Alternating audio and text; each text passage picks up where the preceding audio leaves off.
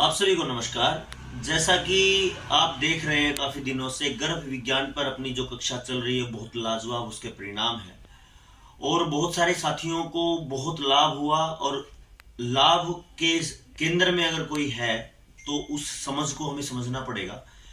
और जब से हमने ये शुरू किया है तो भाई नरेश जी वैद्य जी हैं, अपने नरेश शर्मा जी पानीपत से, और इस समझ को और ज्यादा विकसित किया जाए और ज्यादा अच्छे से समझा जाए और बहुत सारे लोगों को प्रेरित किया जाए जो इस समय निसंतानहीनता में है, इनफर्टिलिटी में है, बांझपन में है।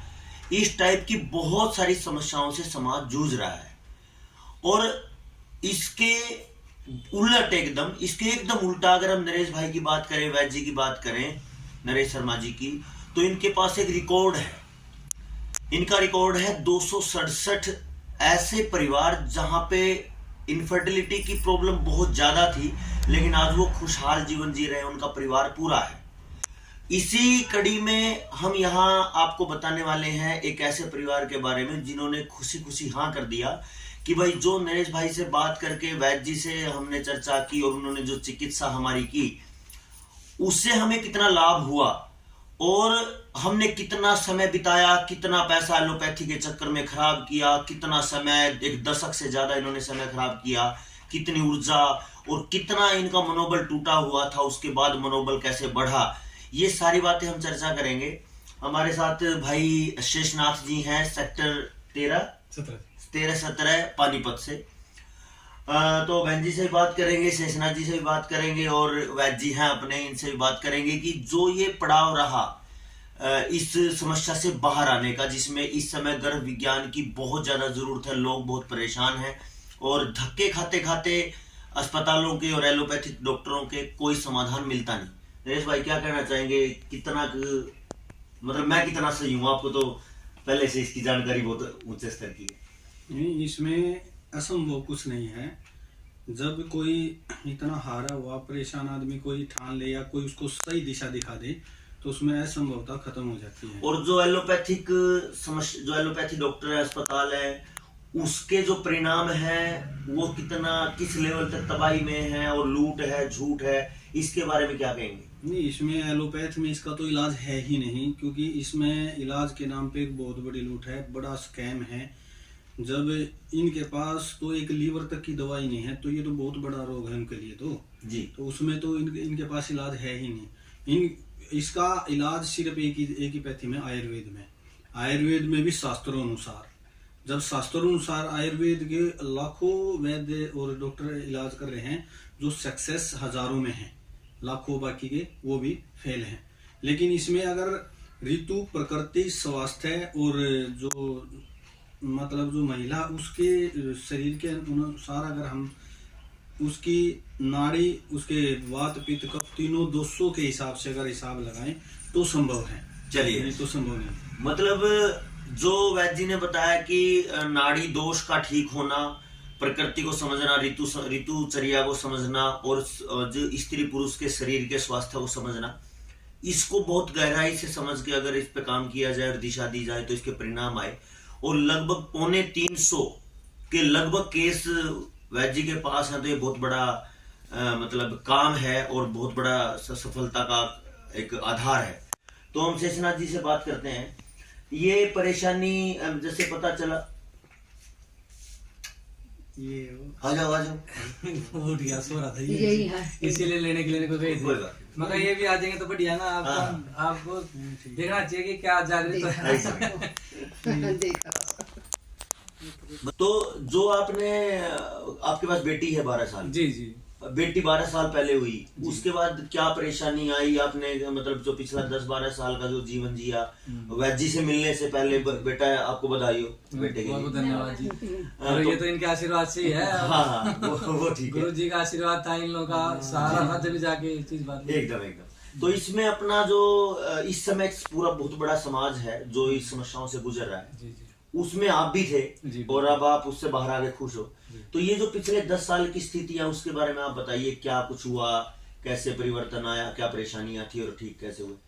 जी क्या कहते हैं, जब हमारी शादी हुई तो उसके एक थोड़ा साल, तेज बोलना पड़ेगा। जब हमारी शादी हुई तो 1 साल में हमारी गुड़िया हुई थी। जब गुड़िया होगी तो फिर वो भी ऑपरेशन से हुई थी। तो और जैसे कि डॉक्टर बोलते हैं कि 1-2 साल आपको रुकना चाहिए, क्योंकि ऑपरेशन की वजह से आपको नहीं जल्दी दूसरे बच्चे के लिए सोचना चाहिए।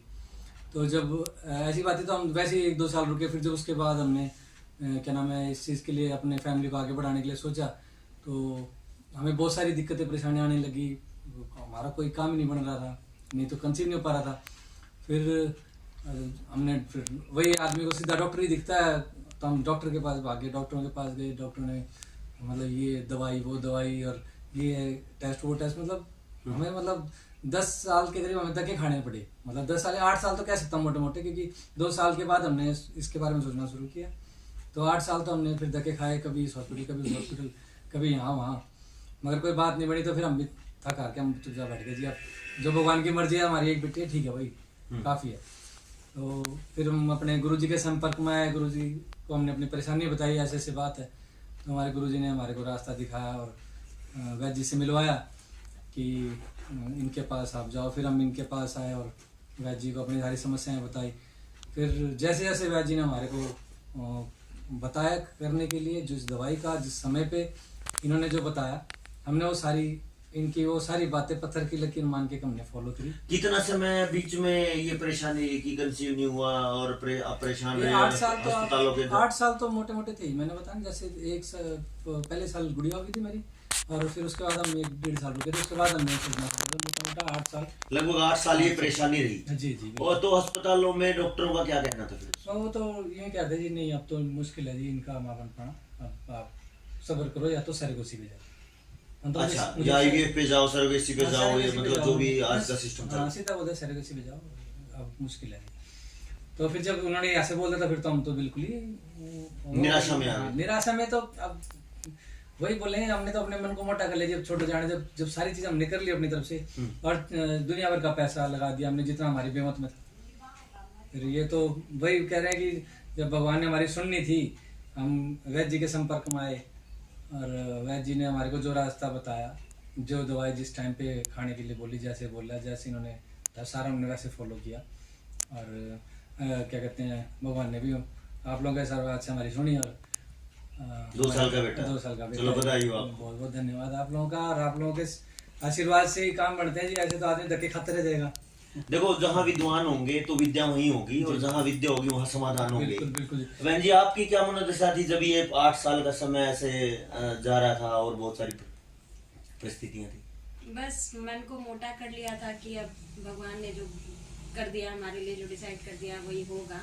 तो बस हम तैयारी मतलब सोचते थे कि हम अपनी तरफ से तो पूरी कोशिश कर रहे हैं, नहीं मिल रहा है, कभी कुछ हो जा रहा है तो कभी कुछ हो जा रहा है, नहीं हमें मिल पा रहा है तो हम संतोष कर लिए थे। लेकिन फिर जब हम मिले, हमें किसी ने बताया कि आप उनसे गुरुजी से पूछिए। फिर उन्होंने हमें जब सांत्वना दी कि नहीं ऐसा नहीं है, आप बाहर तक के मत खाओ, आपको यहीं मिलेगा और यहीं पे आपकी संतान प्राप्ति हो जाएगी, तो आपको बाहर जाने की कोई ज़रूरत नहीं है। फिर हमने उनका मार्गदर्शन में अपना मतलब काम किया, उनकी प्रेरणा ली और हम वाह जी, बहुत बढ़िया। देखिए, यहाँ जो चर्चा हो रही है वो विशुद्ध रूप से विज्ञान की चर्चा है, विशुद्ध रूप से आयुर्वेद की चर्चा है, विशुद्ध रूप से शरीर विज्ञान की चर्चा है। इसमें कोई गुरुडम या बाबा के चक्कर या गुरु घंटालों का चक्कर नहीं है। हमारे साथ में भाई नरेश जी हैं, वैद्य हैं, आयुर्वेद के बहुत अच्छे जानकार, बहुत अच्छे विद्वान। और विशेष रूप से वैसे तो ये आयुर्वेद की चिकित्सा लगभग हर तरीके की करते हैं पूरे शरीर की, लेकिन जो विशेष रूप से इनकी महारत हासिल है, 350 के लगभग जो केस इनफर्टिलिटी के और बांझपन के इन्होंने दूर किए, वो एक काबिले तारीफ है। तो आपने जो इनको जो ट्रीटमेंट दिया, उस ट्रीटमेंट के पीछे का आप क्या विज्ञान समझते हो कि जो साथी आपको देख रहे हैं उनको क्या बताया जाए कि किस पर्टिकुलर पॉइंट पे मतलब एक ग्रस्त को, पति पत्नी को समझना होता है इसमें क्या होता है? सुन भाई, जो आयुर्वेद और ज्योतिष ये एक दूसरे के बिल्कुल पूरक हैं। मतलब इनके बगैर काम नहीं चलता। जब मैं भी कहीं मतलब फंस जाता हूँ या कोई चिकित्सा नहीं कर पाता तो मैं ज्योतिष का सहारा लेता हूँ। और मेरे बड़े भाई ज्योतिष आचार्य हैं, और मैं कई बार तो वैसे ही मान लिया आपने फ़ोन किया है, किसी इलाज के लिए आ रहे हो और आपने बताया ये समस्या है और मेरी समझ में कम आ रहा है, तो मैं उनसे फोन करके पूछ लेता हूँ ऐसे ऐसी है तो क्या ये हो जाएगा। तो उनकी जो गणना है, उनका जो गणित है ना, तो वो आज तक हमने तो देखा नहीं कभी फेल हुआ है। तो उनका जो गणित लगवा के मैं वो कह देते हैं जा मोजले कर, तो मैं इतने जोश और इतने मतलब बल से और विश्वास से चिकित्सा करता हूँ, वो कभी फेल ही नहीं हुआ। दूसरी बात, जब मैंने इनकी नाड़ी देखी थी, इनकी नाड़ी में मैंने 2-3 बार इनको बताया कि भी इनके मन में है ही नहीं ये। तो नाड़ी से मन का भी परिणाम आया है। तो कई बार वहाँ घर पे बैठे बैठे जब आते थे चिकित्सा कराने, तो उसमें पता ये कहते थे भी नहीं होगा, क्यों परेशान हो रहे, तो ये कहता था नहीं एक बार देख तो लो, करो तो सही। तो ये बात होती थी, ये ठीक बात कह रहे हैं, इनका मन बिल्कुल टूट चुका था। लेकिन जब मेरे जो बड़े भाई हैं उन्होंने बताया कि भाई इनको बच्चा हो जाएगा, तो मैंने ये नहीं सोचा भी कब होगा क्यों होगा, मैंने कहा तो ठीक है जी दवाई मैं दे देता हूँ। और इसमें आयुर्वेद में गजब की औषधि है जिसका नाम है महाफलगरत। उसमें कितना ही पुराना बांझपन हो, कितना ही दोष हो गर्भाशय के, सब दूर करके औरत को मतलब बच्चा पैदा करने लायक बना देता है। उस पर डिपेंड करता है उसकी दिनचर्या, उसका भोजन और उसका भाव, ये तीनों के तीनों। अगर फिर इसी बीच में क्या होता है, जो भाई हैं वो कहते हैं जब बहुत सारे इलाज करने के बाद लोगों का इलाज नहीं होता, तो कहते हैं अगर आप प्रभु के समर्पित होने का भाव रख सकते हो तो हो जाइए। तो वो भाव इन्होंने रखा। जब इनको दूसरी बार मैंने बताया तो इन्होंने अपने मन में देखा, मैंने इनकी एक्टिविटी देखी कि हाँ भी ये तैयार हैं। और उसके बीच में भी जब 2 महीने तक वो घी खा लिया था, तो उसमें जब भी बात नहीं बनी थी तो 2-3 बार इनकी दिनचर्या पूछी, उसमें एक छोटी सी गलती हो जाती थी, वो चाय का ध्यान नहीं रहा। तो चाय का ध्यान नहीं रहा तो शेषनाथ भाई ने बताया, यानी चाय पीनी नहीं थी और वो पी गई। बाकी तो सारी चीज फॉलो कर ली, क्योंकि फॉलो करे तो ये भी ठीक था भाई हम तो सारी नियम से कर रहे हैं। लेकिन जब बात 2-4 मिनट तक चलती रही तब इन्होंने बताया जी वो तो चाय तो मैं लेती हूँ। मैं बोला बस यही बंद कर दो, नहीं तो ना मेरी तरफ से कमी ना तुम्हारी तरफ से कमी, तो फिर क्या सोचे भगवान मना करे। नहीं, जब ग्रह अनुसार उसमें है, योग है, तो ये भी होगा। तो इन्होंने बंद करते तुरंत कंसीव भी हुआ। और उसके बाद लगातार कोई एलोपैथ की कोई चिकित्सा नहीं हमने नहीं करवाई। एक आध बार अल्ट्रासाउंड कराने के लिए भी बच्चा पूरा है ना है, उसके लिए तो मैंने ही कहा था भाई देख लो, ये ना हो कि कई बार अपंग हो जाते हैं तो परेशानी है। तो कोई विकार इनके पैदा होने तक नहीं आया था। हाँ, लास्ट में क्या था, जब इतने साल से परेशान है, जब ये डिलीवरी के लिए गए तो घबरा गए थे भी कहीं अब बना काम ना मिल जाए। तो उस टाइम मैंने भी कह दिया था चिंता ना करो, जो मर्जी होने दे, ऑपरेशन हो तो होने दे, टेंशन ना ले। तो ये खुल के अपना कराए। फिर ये आपके सामने है ये, और इतना चुलबुला है ये, खतरनाक लेवल का। आप इसकी एक्टिविटी देखोगे तो बहुत गजब की है।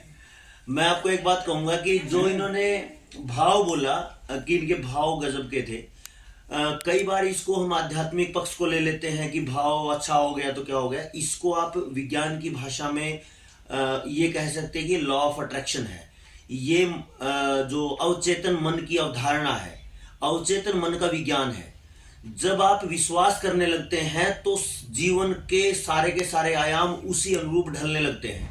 जैसा आप चिंतन करने लगते हैं, आपकी चारों तरफ की परिस्थितियां वैसी ही बनने लगती हैं जी। तो ये लॉ ऑफ अट्रैक्शन भी है, जिसको हम घटित करके देखें तो अपने जीवन में भी घटित हो सकता है। आप जो गहराई से चिंतन करेंगे, विश्वास के साथ चिंतन करेंगे, तो वो चीज आपकी तरफ बढ़ने लगती है, क्योंकि आपका मन वचन कर्म उसी अनुरूप कार्य करने लगता है।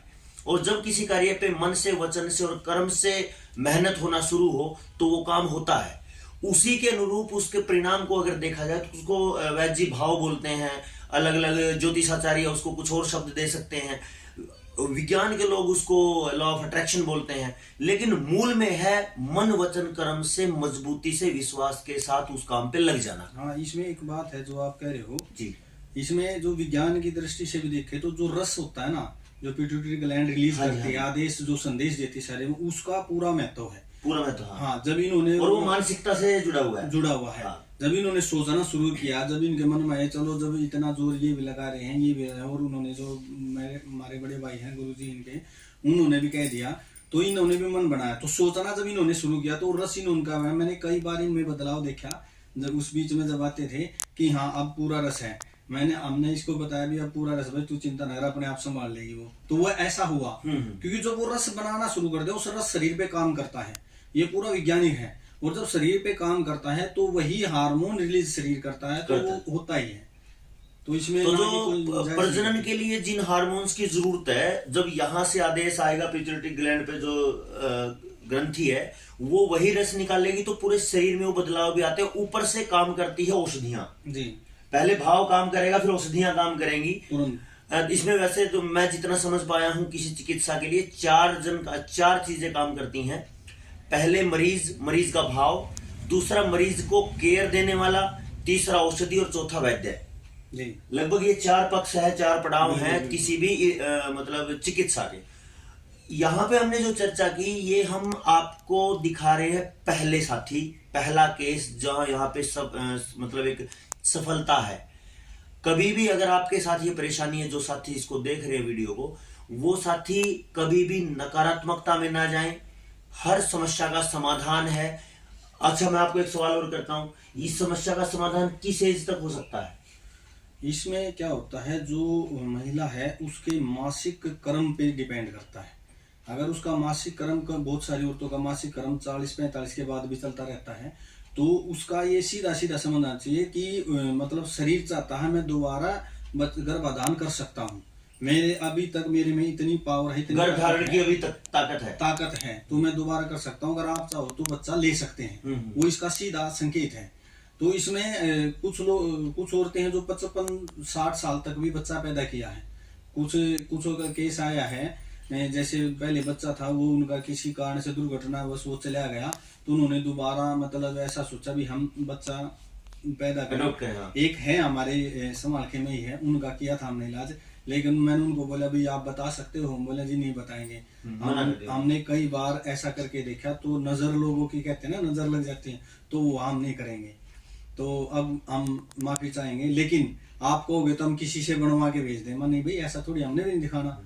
तो इसीलिए मैंने भी कभी किसी का ना वीडियो बनाया ना दिखाया। जो नरेश जी ने बात कही, इसी पे रिक्वेस्ट भाई शेषनाथ जी से भी की थी, उन्होंने हंसी खुशी कह दिया हाँ भाई मैं बोलने को तैयार, इसलिए इनसे चर्चा कर ली। हेमंत तो इसीलिए बोलने के लिए तैयार हुआ कि ताकि जिस तरह से हमारे को भगवान के आशीर्वाद से, आप लोगों के सपोर्ट से जो हम लोग को आज दिन देखने को मिल रहा है, मैं चाहता हूँ ऐसा तो हर घर में इस तरह की खुशी है, हर घर अपना सफल हो और भगवान का आशीर्वाद हर घर पे मिले।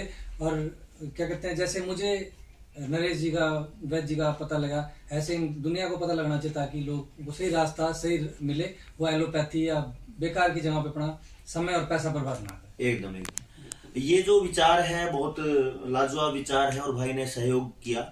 जो भी लगभग 267 केस हैं, उनमें से जितने भी साथी तैयार होंगे, हम हर साथी के इस विचार को आप तक लेके आएंगे।